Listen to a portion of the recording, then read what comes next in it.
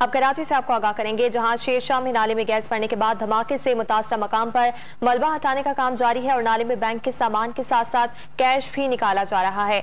मजीद बात करेंगे don news के नुमाइंदे सैयद वसीम से। वसीम, हमें बताएगा कि मलबा हटाने का अमल कहां तक पहुंचा है? जिस वक्त मैं मौजूद हूँ पराचा चौक पर, उस इमारत के सामने जहां पर गुज़िश्ता रोज एक हवलनाक धमाका हुआ।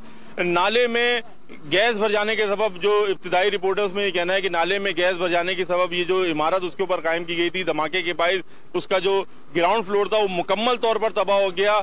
17 लोग जो हैं वो इसमें जाँ बाग हुए और अभी भी मरीज जो जख्मी हैं वो जेर इलाज हैं कराची के सिविल अस्पताल में।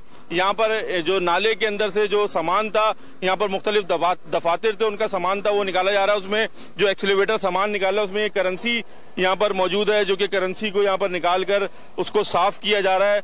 ये करेंसी जो है वो उसी नाले के अंदर से निकाली जा रही है, जो कि के ऊपर ये इमारत कायम थी, 2 मंजिला इमारत थी। कानून नाफिज करने वाले इदारे जिसमें रेंजर्स और पुलिस की भारी नफरी यहाँ पर तैनात है और किसी को यहाँ पर अंदर दाखिले की इजाजत नहीं दी जा रही है। लेकिन अभी भी इस नाले के अंदर से जो कीमती अशिया हैं वो निकल रही है। जैसा कि मैंने आपको बताया कि करेंसी और दीगर भी अहम सामान है, जिसमें बैंक के ATM भी था वो भी यहाँ से निकाला गया और ATM को भी निकाल कर बाहर लाया गया। और जो बैंक के दीगर कीमती वॉल्ट होते हैं उनको भी यहाँ से निकाल कर जो सारा सामान था बैंक का, वो बैंक के अमले के को दे दिया गया। इसी के साथ साथ जो करेंसी थी वो यहाँ पे जो दूसरे दफातर की थी उसको भी निकाला गया है। जी सैयद वसीम, बहुत